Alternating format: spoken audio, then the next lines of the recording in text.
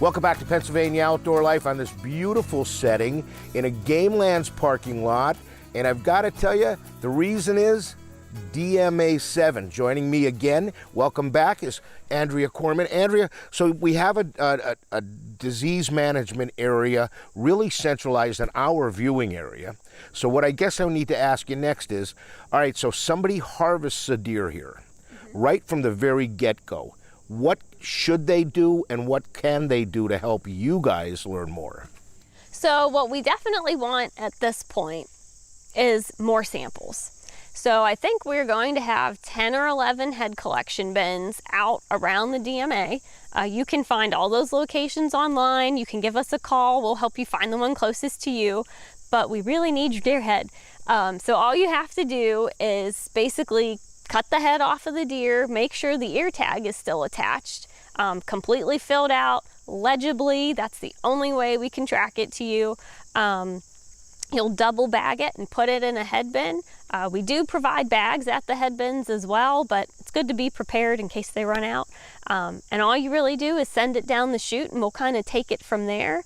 I will add, if you harvest a buck and you want to keep the antlers, feel free to do so. Just skull cap it, remove all the brain material.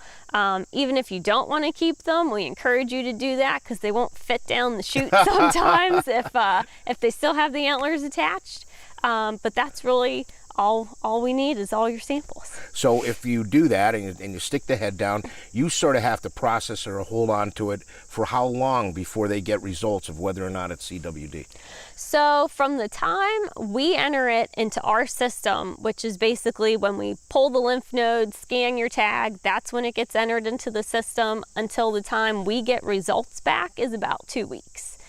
There's probably plus or minus a few days in there for, when it's put in the bin and we take it out. And it also depends on the season. Most of our samples come in during rifle, but last year we were averaging about 2 weeks. And you were really, I remember a notice coming out saying your bins were full, right? I mean, it's a good response from hunters, isn't it?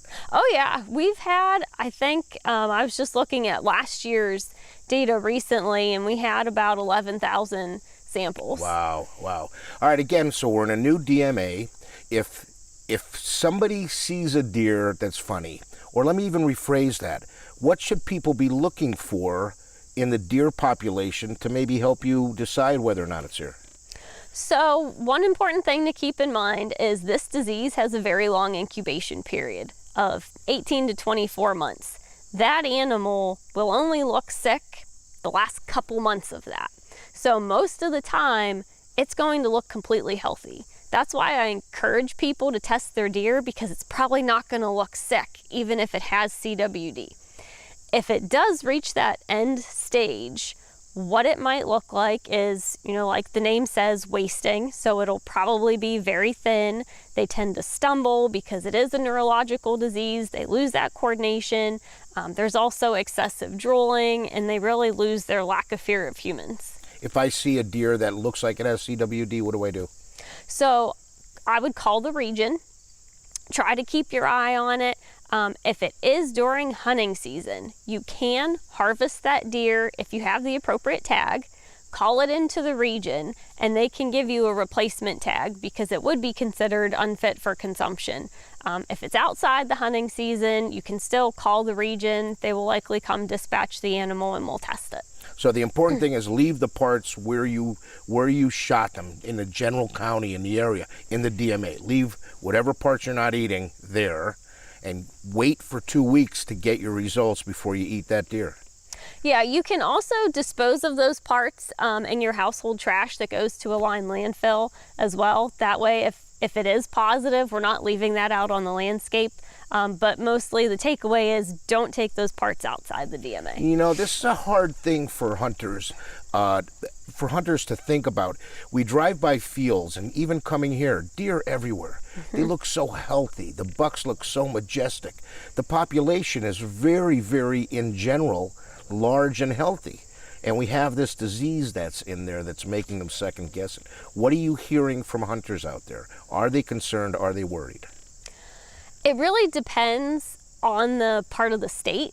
In Bedford County, we're Unfortunately, we're having our 10-year anniversary this year of having detected CWD in Pennsylvania, and I think people that have been dealing with it for so long have become a little more apathetic, which is a little concerning to me.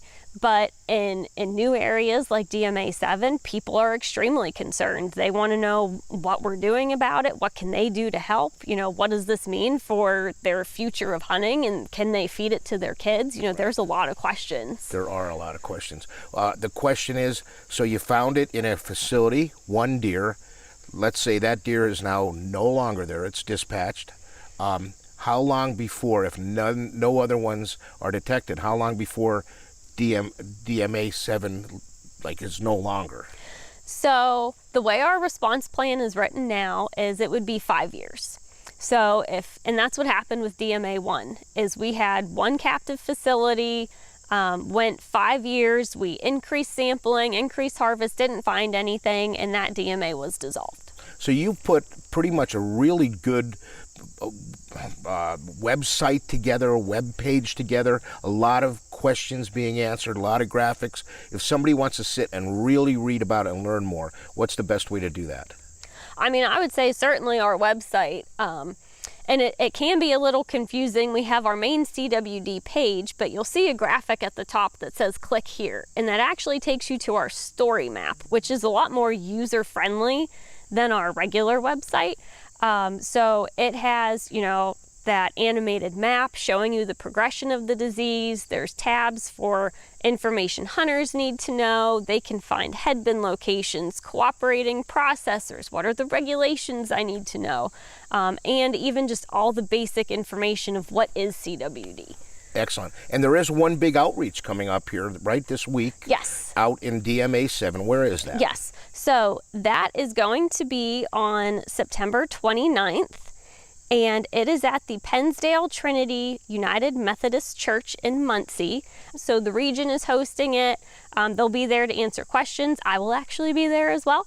So we welcome anybody, their questions. We know this is new. It can be scary, overwhelming. So hopefully people will come and get their questions answered. What I have to ask is, if anything else pops up or new, you have an open microphone and a camera. We love sharing up-to-date information with our viewers. Don't hesitate to call. Okay, well, thank you for having me. Thank you very much.